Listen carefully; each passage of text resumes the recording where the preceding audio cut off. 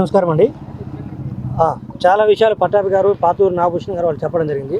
ముఖ్యంగా ఏంటంటే మా టీడీపీ శ్రేణులకు కావచ్చు, భారతీయ జనతా పార్టీ శ్రేణులకు కావచ్చు, లేకపోతే జనసేన శ్రేణులకు కావాలి మేము తెలియజేసేది అంటే ఇది స్ట్రాటజిక్గా మేము రేపు ఏదైతే పెట్టబోతున్నామో 17వ తేదీన స్ట్రాటజిక్ లొకేషను చిలకలూరుపేట నుంచి ఒంగోలుకి వెళ్ళే నేషనల్ హైవేలో ఒంగోలుకి వెళ్ళే దారిలో ఒక 3 కిలోమీటర్లు రోడ్డుకి కుడివైపున ఈ సభావేదిక ఉంటుంది. అంటే చిలకలూరుపేట నుంచి ఒంగోలుకి వెళ్ళే జాతీయ రహదారిలో ముప్పూడి గ్రామం దగ్గర అంటే ఒక 3 కిలోమీటర్లు దాదాపు 15 లక్షల మంది రావడానికి అవకాశం ఉంటుంది. ఈ 15 లక్షలకి సంబంధించి అందరినీ కూడా ఎటువంటి ఇబ్బంది లేకుండా వారు సభకు వచ్చి మళ్ళీ ఇంటికి వెళ్ళేంత వరకు కూడా రకరకాల కమిటీలు ఈరోజు ఫామ్ చేయడం జరిగింది. దాదాపు 13 కమిటీలు, అది భోజనాల దగ్గర నుంచి సదుపాయాలు కావచ్చు, లేకపోతే స్టేజ్ కమిటీ కావచ్చు, మిగతా వైద్యానికి సంబంధించినటువంటి అంశం కావచ్చు, డ్రింకింగ్ వాటర్ కావచ్చు, మిగతా అన్ని అంశాలు, ముఖ్యంగా మీకు మీడియా వాళ్ళకు కూడా వచ్చిన వారికి భోజన సదుపాయం కావచ్చు, లేకపోతే మీకు వెహికల్స్ కావచ్చు, లేకపోతే పీసీఆర్కి సంబంధించిన ఫెసిలిటీస్ కావచ్చు, మొత్తం కూడా అక్కడ ఎటువంటి ఇబ్బంది లేకుండా అన్ని అరేంజ్మెంట్స్ పక్కా జరుగుతున్నాయి. 13 కమిటీలు ఈ 4 రోజులు వర్క్ చేస్తవి.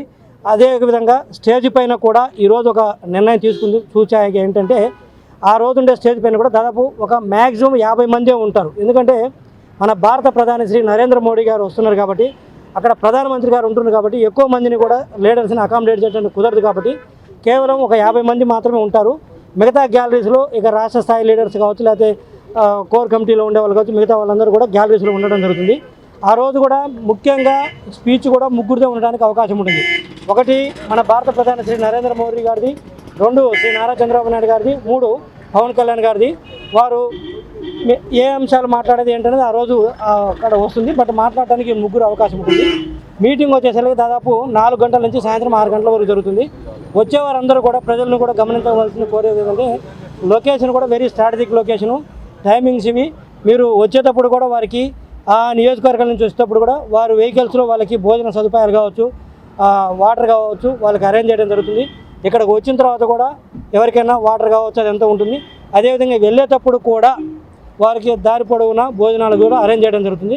సో సభకు వచ్చే పార్టీ శ్రేణులు కావచ్చు, ప్రజలకు కావచ్చు, ఎటువంటి ఇబ్బంది లేదు. అందరూ కూడా రావచ్చు హ్యాపీగా, ఎటువంటి ఇబ్బందులు కూడా కలగవు.